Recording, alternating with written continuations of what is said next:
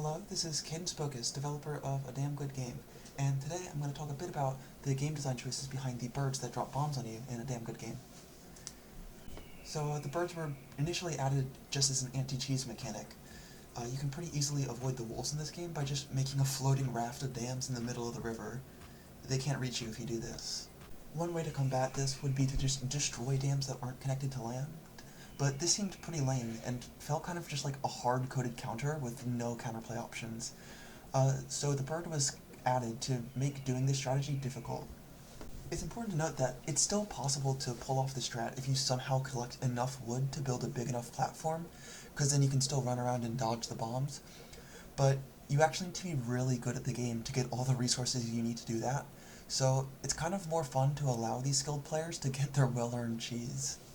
In fact, the dams were intentionally made to be very expensive to further prevent this strategy, because it's hard to get enough dams to pull it off. Another function of these birds is to prevent strategies that involve stacking all of your items in the same place. So like if you stand next to a big stack of items, when a bird comes by, you might be able to save one stack, but most of those items are going to be destroyed, so it's important to place your items intelligently around your base.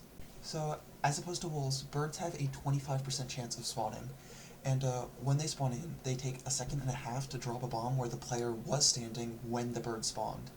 So it was made this way so that the player would have to move to avoid the bomb, but once they did move, they wouldn't have to worry at all about the bomb following them to their new position.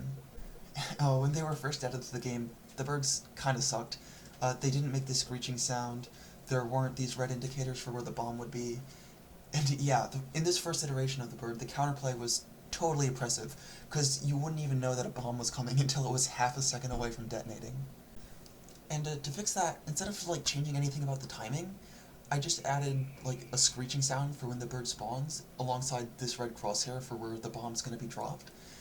And there's this other indicator that shows like the bomb's explosion radius. And like these audio and visual changes, they don't change anything about the function of the bird in the game's balance, but they make the counterplay more possible for players, which lead to a more fair and fun interaction.